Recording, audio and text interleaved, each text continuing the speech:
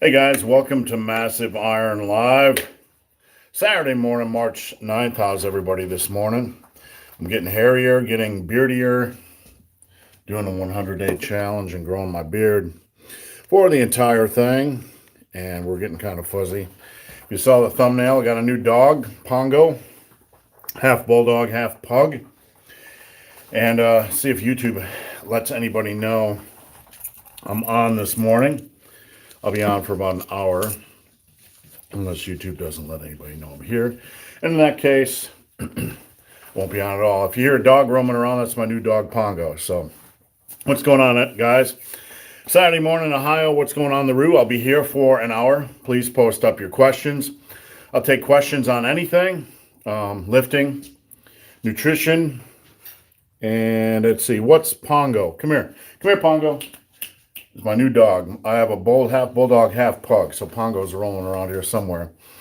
But I'll be here for about an hour. Post up your questions. If I miss your questions, just post them up again. If I don't get to them, head over to my Instagram at Ben the Barman and send me a DM. I'll answer all questions. So it is surprisingly another gloomy day here in Ohio. And I think I've only had one sunny day. Let's see, Lance G is, and with the first question, he says, I've been bulking and making some serious strength, but I have gotten some love handles. Should I cut?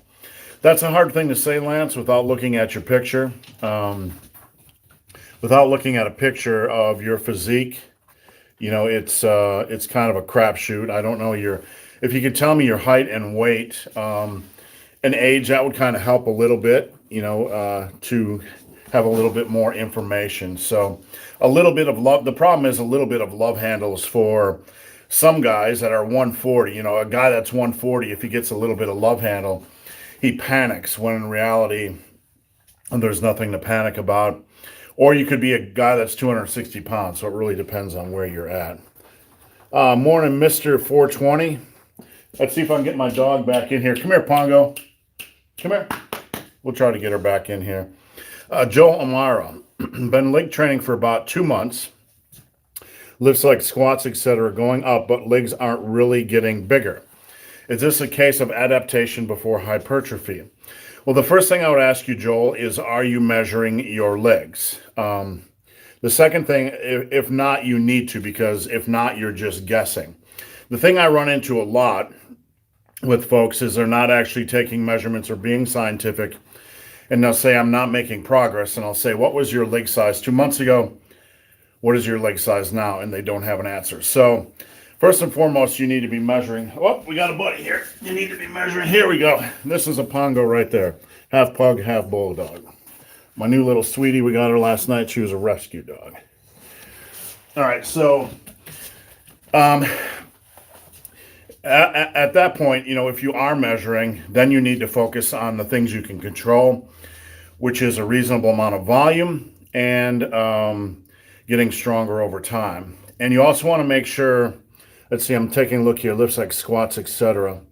You also want to make sure that you're doing probably a little bit more well-rounded leg program other than squats, just to encourage the leg growth. But I don't really know if that answers your question. Lance G says he's 6'4", 236. Well, Lance, you're tall as heck, and probably need to cut if you're noticing a little bit of, you know, love handles. 236 is kind of borderline for, you know, a guy that's 6'4". You could carry it well, or you could be a little bit fat. So it's really hard to tell. But if the fat is bothering you, then I would definitely do a little bit of cut. John Williams wants to know, how long is too long in the gym? Morning, John. John Williams and John Jorgensen.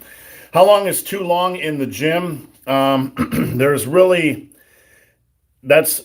kind of the wrong question. I mean, if you are living in the gym, if you're able to work to the point where you're working beyond 90 minutes in the gym, then I guess the question becomes, are you working hard enough? Because if you're working with a reasonable degree of intensity and a reasonable degree of effort, it's going to be hard to get past about 75 to 90 minutes in the gym, you're going to be toast. So if you're going beyond that, then you really have to do an assessment and ask yourself if you are working properly in the gym, or if you are just doing a lot of really lightweight, fluffy, puffy stuff that's really not accomplishing anything. So it's not so much a factor of time in the gym. It's, are you maximizing every single set or nearly every single set, and maximizing your time that you do put in the gym? Because quite honestly, if you are maximizing your time, you're probably not going to be wanting to be in the gym much longer than an hour.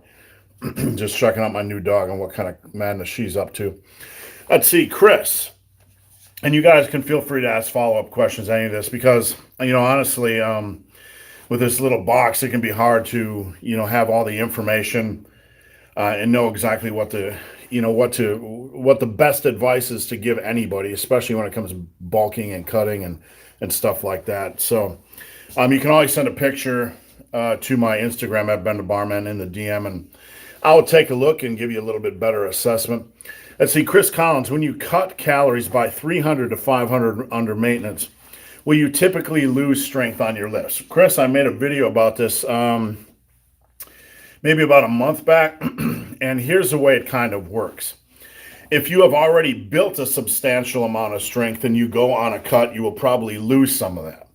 If you have yet to build any amount of strength, any noticeable amount of strength or substantial amount of strength on a cut, there's a good chance you might build strength on a cut.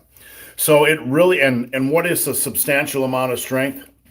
It's really depends on the individual. I mean, a 145-pound individual might have a different, what is considered a substantial amount of strength than a 240-pound individual.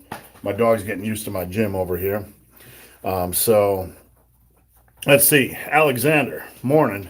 Dog looks awesome. She looks almost like you. Is she also doing weightlifting? Well, she's roaming around the gym right now, and she's trying to figure out what the heck she's doing in here, what all these plates are, and what all these, things are. But she hasn't started a workout yet. If she does, I'm definitely going to get that on video. Right now, she's just kind of smelling my gym bag. Let's see what we got here. All right, Joel Amara. Yep, that helps. Thank you. I'll try to get more volume. I read somewhere that 10 to 15 reps is better for legs. Well, don't really worry about magic rep ranges, to be honest with you. It's not so much about the rep range. It's about progressing in that rep range.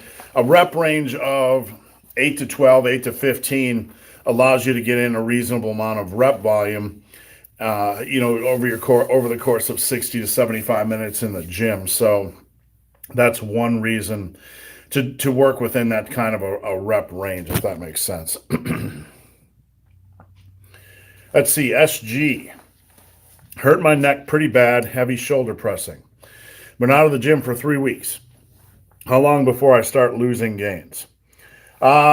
You'll start losing a little bit when you aren't working that muscle or working your body. So that's the bad news.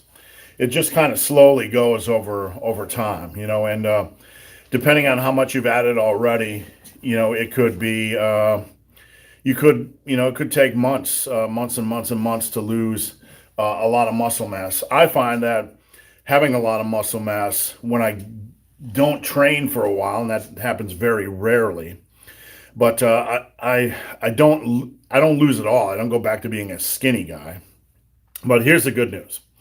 Muscle memory is real, and once you fortify a muscle cell and you go away from the gym for a while, when you come back, it's going to come back more quickly.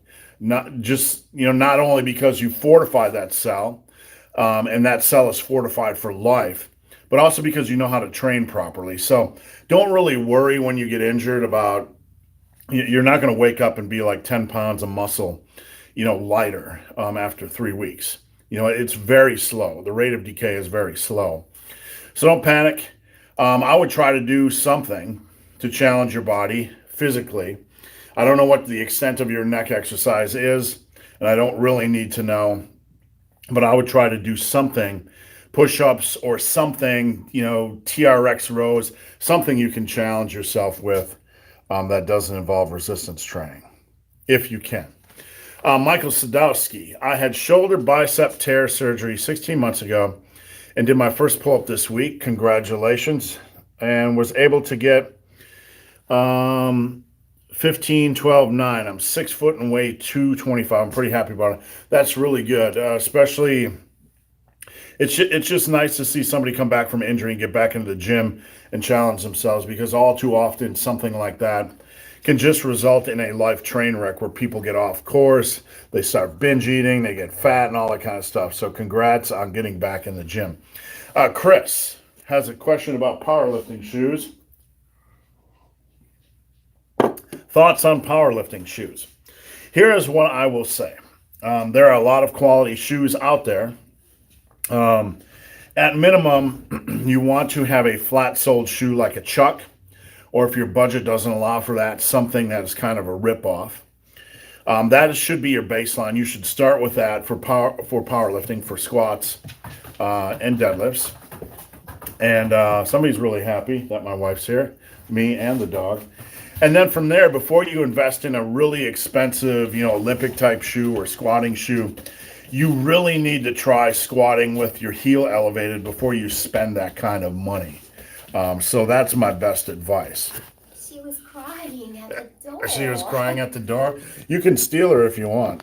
I don't know if she'll be able to go with me. Yeah, that's okay. She'll be okay. Energetic. All right, Joel, thoughts are currently going to try 5 to 8 reps for squats and then leg press 10 to 15. That sounds like a really good plan. That's something I would run. I like to go heavier. And squats basically over 10 reps per set can be a real pain in the butt. So that sounds like a really good plan. That's something I would run. Go a little bit heavier on squats and then go down to leg press and get some volume in. So, all right. Let's see. Van, is it bad to do a lot of compound lifts? That's a tough question to answer.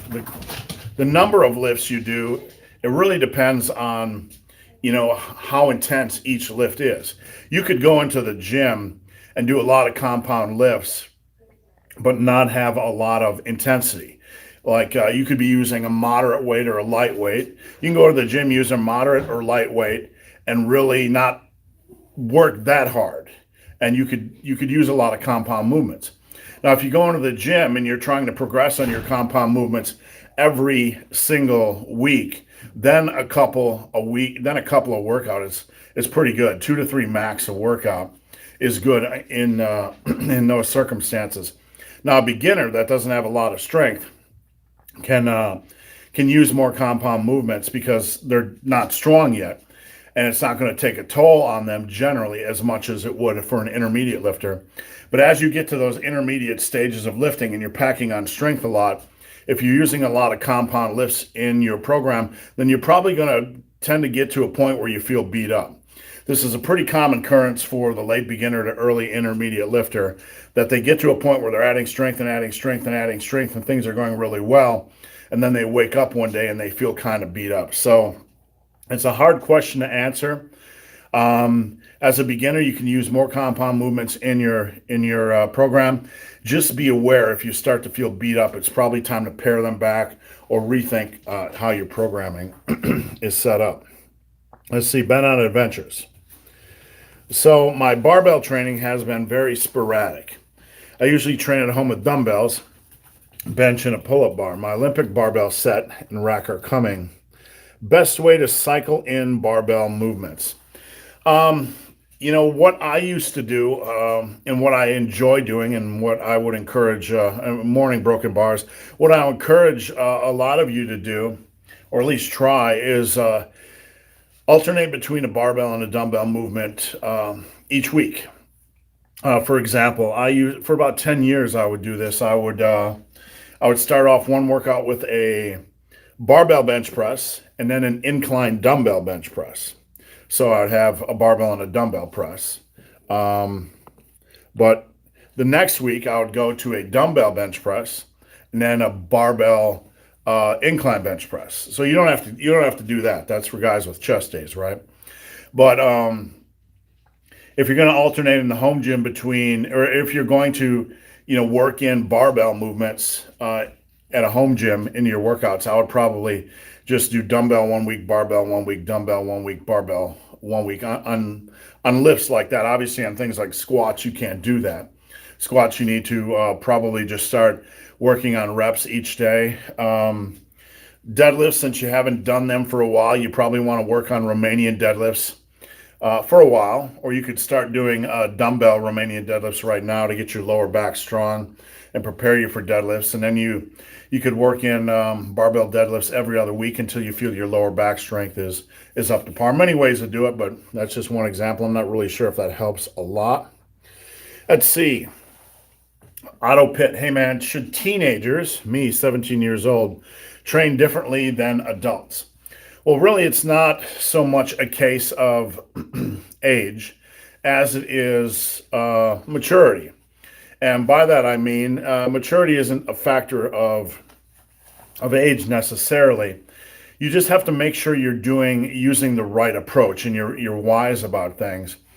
When I train, some teenagers are more ready than others, and that's just a reality. There are some teenagers that are 17 and lanky, and they're like a baby deer. They're all wobbly and under the weights.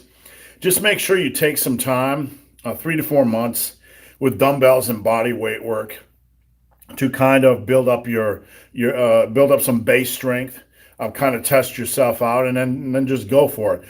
A teenager, a 17-year-old, really isn't going to train any differently than an 18-year-old. Just be smart about what you do. Don't rush things. Learn about form. Just be intelligent in your approach, and you'll be absolutely fine. Let's see. Kev Watson. I have a dodgy, clicky knee from an old surgery.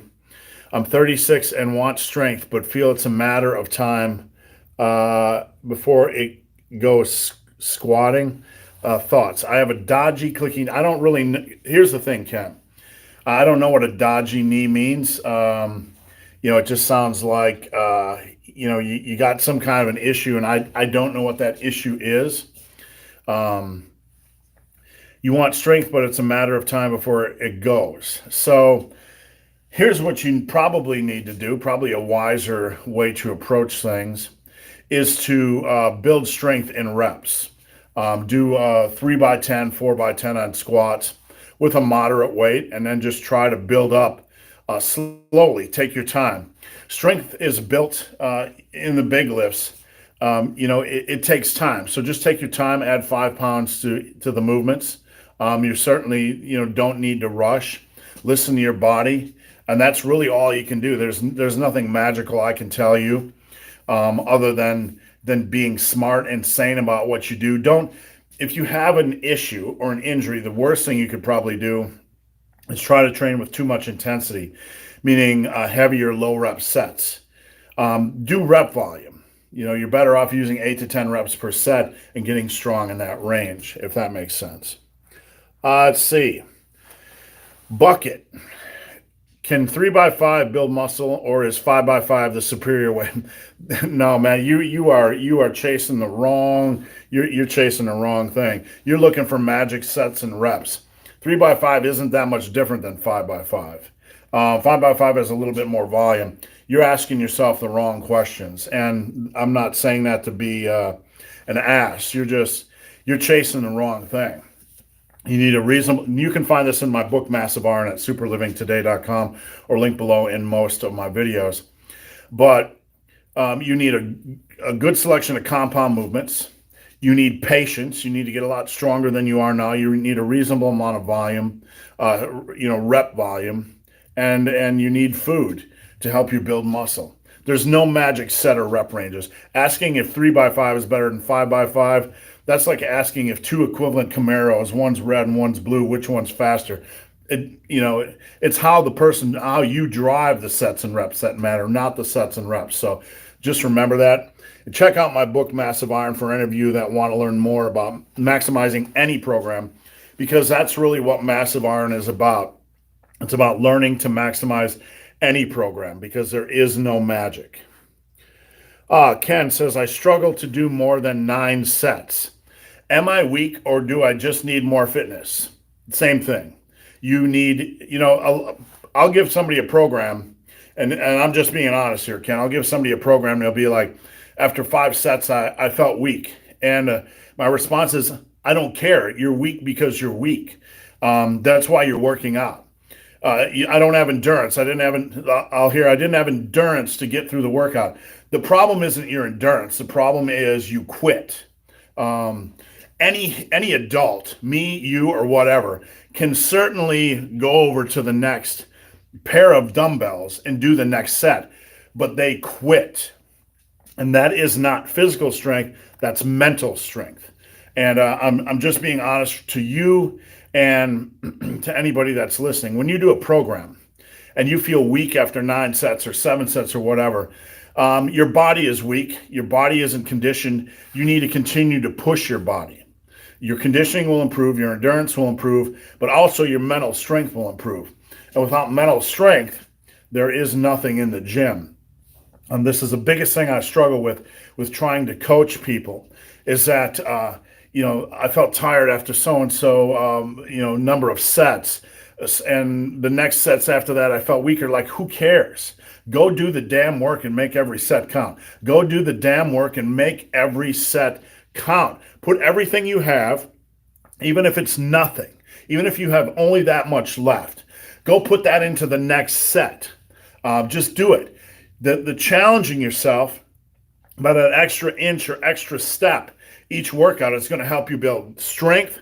It's going to help you build endurance and conditioning and mental strength. And that is what's going to drive your gains moving forward. So I hope that helps some. All right, Sander, what's better for maintaining muscle mass during a cut? I don't even need to look at I'm not going to look at anything else you're posting after that. Sander's asking, what's better for maintaining mass during a cut? Doing the same thing you're doing right now. Pushing for progression with a reasonable amount of volume. That's all you can do. You can only focus on what you can control. You probably don't want to train above 85% of your 1 rep max during a cut, because that's silly. If you're going to lose any strength during a cut, your max is going to drop a little bit. So if you're working at like 87.5% of your max right now, and you start to get a little bit weaker, that's going to be a higher percentage of your 1 rep max. You don't want to be working that high, with that much intensity while you're cutting. So when you are cutting, stick to about 85% of your current 1 rep max or less. Get in a reasonable amount of volume and continue to push yourself, or continue to at least try for progression. That's focus on what you can control, gym effort, smart programming, and trying to push yourself. That's all you can do. That is the best way to maintain. Now I'm going to read the rest of his question. He said, what's better for maintaining muscle mass during a cut? Trying to do as much volume as possible, or prioritize on metabolic stress? You're way overthinking things, and I'm just being honest with you. You're way overthinking things. Just do what I said and you'll be all good. Okay, awesome. Ben on Adventure say, awesome. Thank you. I didn't want to blow up my program. I've been progressing. Yeah, just kind of alternate. That's a good way. That way you can continue. When you alternate movements, like going between a dumbbell bench press or a barbell bench press or whatever it is. It could be barbell rows and pull-ups week in and week out. You really don't want to do a lift with any lower frequency than every other week, especially an important lift, in my opinion. All right, let me get some coffee here. If I miss any of you guys' questions, please post them up again. If you have follow-up questions, post them. If I miss any of your questions, you can go over to Instagram at Ben the Barman and slide into my DM with your questions. Also, I have a free first month coaching. If you want me to coach you, if you're struggling to lose weight or build strength or whatever, you can hit me up on Instagram at Ben the Barman with a DM, and I'd be happy to give you more information. If you need exercise form help, if you need diet help, or if you need some damn good workouts, go over to superlivingtoday.com. End of commercial. I got a dog sitting right here. I got a big old dog. Hey, here's Pongo. Pongo's my new half pug and half bulldog. She's a rescue dog, and she's just a big sweetheart. All right, back to the questions. Sorry about that, guys. Boxer Courage, have you started running again yet? What's your plan to build the 50K? I'm doing the 10-100 right now, and I'm trying to get my weight down as much as possible because my goal, for those of you that don't know, last year I ran a trail marathon in last July at age 50. I'm 51 now, and I'm running the same course this year, and I want to do 50K where I did a trail marathon last year. So my goal is to cut down weight. That'll help me, feel better. I haven't started running yet. We're starting to do a lot of walking. It's finally warming up in Ohio, so we're going to ramp up our effort and our hiking and our running. What I really want to do, what helps me a lot because there's a lot of hills on this trail marathon, is to do a lot of hill work, hiking. So that's going to be an integral part of what I do. Quite honestly,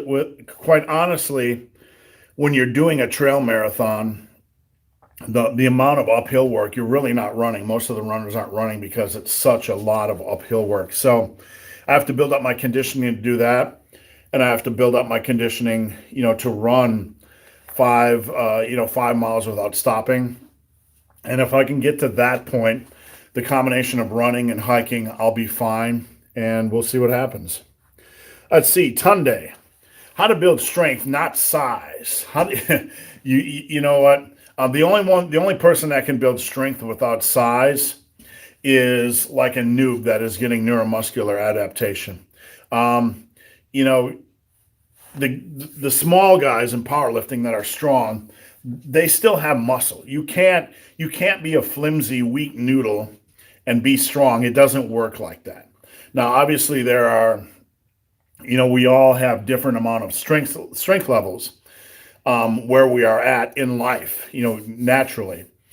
But you're not going to get a 400-pound squat. And you asked about getting strong, and that's strong, without building up leg size. It's not going to happen. It's a fantasy. I don't know what your goals are. Maybe you're in a sport and you're afraid of putting on size, like it'll slow you down. 5 to 10 pounds of muscle isn't going to slow you down. It'll probably speed you up. So I'd like a little bit more information why you're trying not to gain size, if it's to make a weight class for a sport. But really, if that's the case, you probably need to lose like 10 pounds of flubber and add 10 pounds of muscle and stay at the same amount of weight. But I'm just guessing because I don't have all the information. Ben on Adventures, thoughts on decreasing volume, some to maintenance volume while cutting. You can decrease volume slightly. I'd rather see you, when cutting, decrease intensity and increase volume slightly, because that extra volume will kind of work as a good conditioning thing. It might help keep your heart rate elevated a little bit more, might help you burn a little bit more calories. Here's what I mean. If you are trying to lose weight and you let's say you bench 315, instead of doing 3 sets of 5 with 265 or 255 or whatever, I'd rather see you drop down to like 185 and do like 5 sets of 10 and try to push yourself up in that range, where you're still doing strong work, but it's not as intense. So, complicated question. Decreasing volume, some to maintenance volume while cutting. The problem, I think, is decreasing volume means you're maintaining the same amount of intensity. You can certainly do that. There's nothing wrong with doing that. And it all comes down to what you like. But, during a cut, dealing with a lot of clients that struggle to lose weight, or that the weight loss process isn't as easy as they thought, sometimes a little bit more exercise makes a big difference. So I'd rather see you do a little bit more in the gym than a little bit less, if that makes sense. And for that reason, I'd probably want you to do a little bit more volume, just a little bit lighter weight, if that makes sense. That's probably a better approach for more people. Rajan, I'm in my early 30s. I've been lifting for about 2 years. I've gained decent muscle size, but not getting stronger. I've tried 5x5 for 2 months, but I'm still only getting bigger, not stronger. Um, Without looking at your lift totals and stuff, you know, there's a lot for me to have. The question you have, Rajan, is very complicated. It's something I'd like to dig into and look at, because when people tell me they're not getting stronger, generally for a lot of them, and I'm not saying this is a case for you, but for a lot of them, they are actually getting stronger. It's at a slower pace than when they were a beginner. Because when you're a beginner, you get stronger like exponentially. You have the beginner gains. You get strong quickly, right? And then as an intermediate, your bench might only go up 5 pounds a month. And people will come to me often and say, "Hey, I'm not getting stronger." And I'm like, "What's your bench now?" 260. What was it 4 months ago? 240. Where you're gaining 5 pounds a month on bench. But I'm not getting stronger. Yes, you are getting stronger. A lot of times you are getting stronger. Your expectations are wrong for what level you are as a lifter. So I'd have to look at things. I'd have to dive into things. I would ask you what your lifts were 6 months ago and what they are now. I'd also have to look at your programming. It's a very complex thing. If you'd like me to dive in and do a complete workout analysis, I offer that service over at superlivingtoday.com. You can check it out. But you could also send me more information on DM on Instagram. I try to help. Let's see. Joel O'Mara. Barbell hip thrusts feel awkward, and it seems to hit the hamstrings more than the glutes. I know you're not a fan of this exercise, but alternatives for glutes. I just don't, Joel, obviously, it's an effective exercise. I just don't like hip thrusts because, like, if I'm in the gym, even down here in the home gym, away from people, I don't want to have to, like, it would require me to use every damn plate in the gym to load up on a barbell to challenge myself on a hip thrust. And I think if you are, we're going down a little rabbit hole here, but if you're a reasonably strong lifter, that's kind of a pain in the ass. And that doesn't mean it's an ineffective exercise, but there are just other things I could do to achieve the same results. One thing you can do is Dimmel deadlifts. Check out Dimmel deadlifts for 15 to 20 reps per set for glutes. You can superset those with body weight lunges or high box step ups, for 100 reps. So much you can do for glutes and hamstrings and legs that don't involve the hip thrust. Basically, as a hip hinge, and did you want to improve hips or glutes? Glutes. If I want to improve my glutes, I'd rather do things like 15 to 20 rep sets of Dimmel deadlifts with like body weight lunges. There's so much you can do for glutes, but that's just one example. And I would definitely check out Dimmel deadlifts. Let's see, Ben on Adventure, for the above comment on feeling hip thrusts in your hamstrings, that could be due to hamstring weakness. It could be technique, could be a lot of things. Joel Amar, yeah, they take over and really hard to isolate the glutees. All right. SG Brain Strain. I've been doing the same push-pull legs workout for 2 years. Do I need to change it up? Really, the important thing in programming is not the urgency to change, because you never really need to change a workout. What you need to do is evolve a workout over time, because as you get stronger, as you learn more, you have to make tweaks. You can't continue to always do the same thing over and over again, because it might beat up your body. Or look, generic rep ranges, right? People advise 5 reps for everything. It's just generic parroted bullshit. And that doesn't mean it's not effective, but people just say, hey, do 5 rep sets for this and that and the other thing. And you know what? 5 rep sets for me personally, suck on barbell rows and overhead presses, because I feel those two movements specifically, my back likes barbell rows for 8 to 10 reps. I feel I can build more shoulder strength and shoulder size working in the 8 to 10 rep range and progressing. So that's a personal thing for me. So when I am programming for myself, if somebody gave me a program that says 5x5 on barbell rows, I'd probably evolve it over time to be like 3 to 4 sets of 8 to 10 reps. So evolving your program is more important than the urgency to change it, if that makes sense. And I hope that helps some. Bennett Adventures. I love that the weather here in Ohio is getting warmer. Yeah, we took the dog out for a walk and it was about 5 degrees warmer. So I wish it'd warm up a little bit more, but I think I could hike without dying now. Let's see. James Douglas Morrison. Let me get some coffee. Using my wife's mug this morning. I left mine in the car like a dipshit. What are your thoughts on Primatene tablets? They contain ephedrine. Are they worth the risk for weight loss? Look, I'm going to be honest with you. You need to master the art. I don't know why you're trying to lose weight with urgency. I don't know if you are obese or just trying to get shredded. If you're trying to get shredded, it's worth trying to get shredded without aids, just with food. If you are obese, then you need to take inventory of your habits and try to change your habits. So that's my best advice. I don't like taking crap like that. I just don't. I mean, you know, obviously, you know, the risk isn't really that great. It's just not anything I like to do personally. That's something you're going to have to decide. But if you're trying to get ripped, I would try to get ripped just using your food and your nutrition and your cardio. If you, are obese, then you need to take an assessment of habits and try to turn those habits around so you can be healthier and live longer. Let's see. Winter storm coming here to get prepared. Awesome looking rescue dog. Shane and Kelly Larson. Thanks, Shane. Hope all is well up by you. I keep seeing pictures of that little baby float by my Instagram.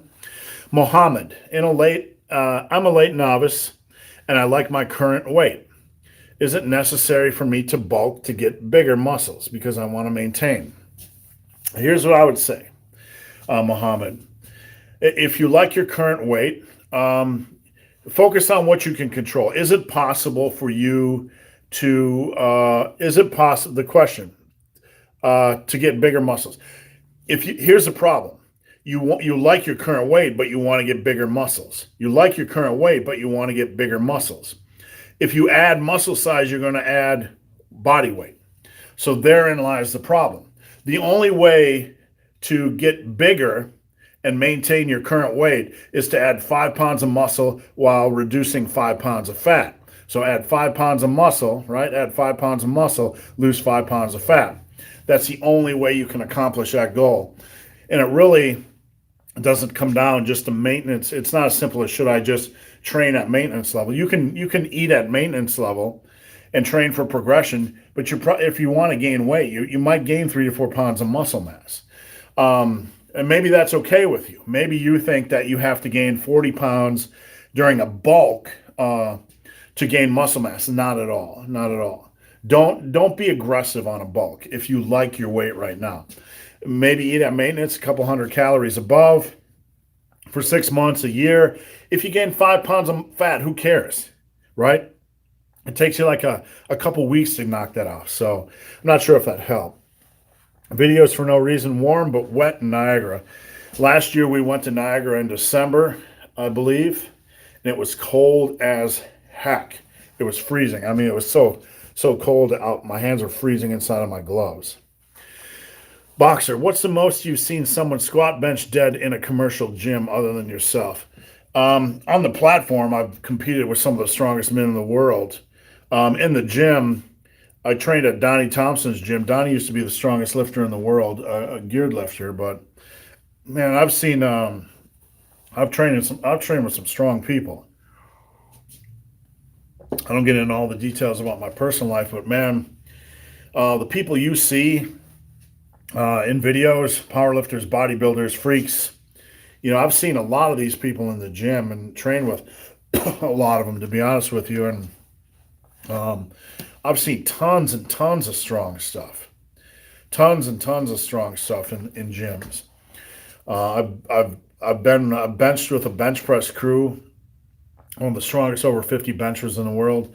Man, I can't even begin to touch that question because my mind is blown by all the strong stuff I have seen. 1,000-pound squats, 800-pound deadlifts, 600-pound benches, just ridiculous stuff. So I've seen it all, and I'm I wish I could answer your question better than that, but when you've trained with people like Donnie Thompson and the people at his gym, there's some pretty darn strong people. And I used to, I've traveled a lot. I get around to a lot of gyms and see a lot of strong people. So let's see, double. I'm making progress in the gym and I'm hitting my macros and calorie intake. My concern is eating bacon. I end up having it a pack 4 times a week, and my sodium levels end up around 10,000 milligrams a day. That's a lot of bacon. That's a lot of bacon. Um, you know, sodium isn't as much of a concern as the sodium potassium balance for your blood pressure and health.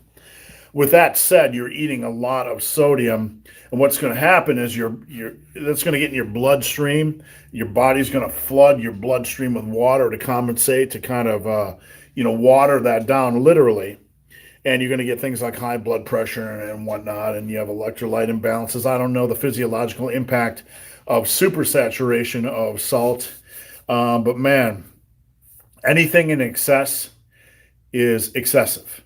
You know what I'm saying? Anything in excess is like you need to tone that back a little bit, because I like bacon just like everybody else likes bacon. But 1 pack a week, I'd probably that's good. But 4 packs a week, that might John Jorgensen, dumbbell overhead press, straight up and down or slight incline? Absolutely slight incline.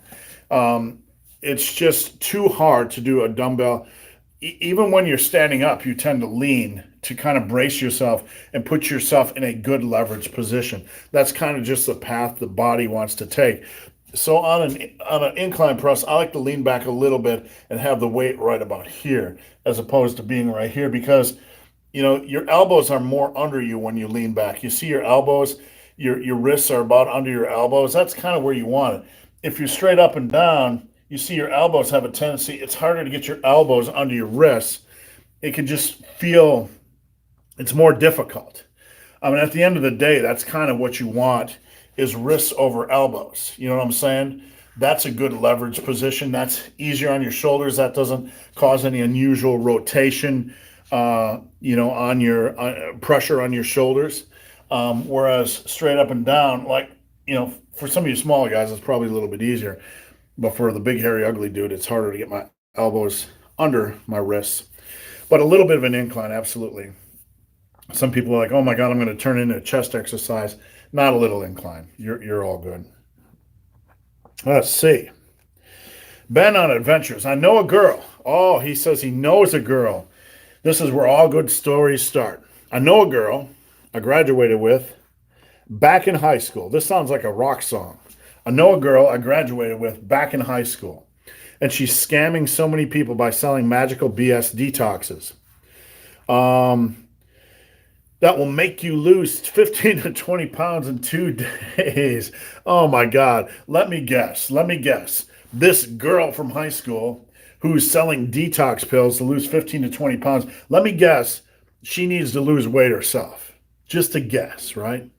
Either that or she's some kind of radical fit chick that needs to have her gym membership revoked so she doesn't, fuck up the lives of other people. It bothers me too. The video I made yesterday, everybody looking for a shortcut. There's no shortcut. Hard work is the path.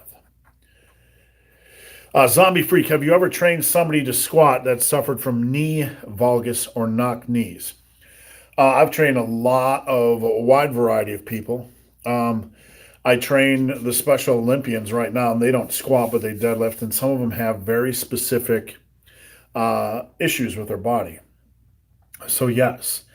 The question was, any tips on stance? Really, when it comes to squatting and coaching somebody on squatting, the best thing for me is to look at a video or look at them in person. See there's too many things that go on with the body to just say, to just look at one condition like knock knees and say you got to do this. Like you can have knock knees, but you can have different limb lengths. You can have your height can impact you, your weight. So it's really important for a coach like myself or anybody to look at a video or somebody in person and make adjustments from that. So if you want me to look at your squat, just take a video and send it via DM on Instagram at Ben the Barman, or post it up on my group Massive Iron on Facebook, and see if we can get you, a little bit better on track.